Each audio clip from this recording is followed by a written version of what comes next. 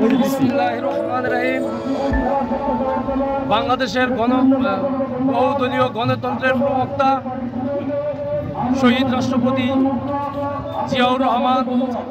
যখন চিন্তা করলেন বাংলাদেশ একটা দুর্দিন চলছে,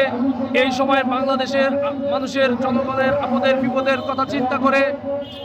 সার্বিক সকল ধরনের সহযোগিতার কথা চিন্তা করে 1989 সালের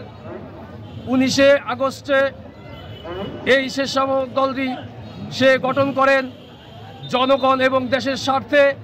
আজকে সেই ধারাবাহিকতায় বাংলাদেশ জাতীয়তাবাদী স্বেচ্ছাসেবক দলের পক্ষ থেকে শরীয়তপুর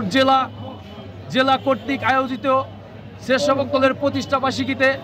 আমরা নড়িয়া উপজেলার স্বেচ্ছাসেবক দলের আহ্বায়ক শরীফ ওহিদুজ্জামান উজ্জ্বল এবং সদস্য সচিব BM আইজুল হাকিমের নেতৃত্বে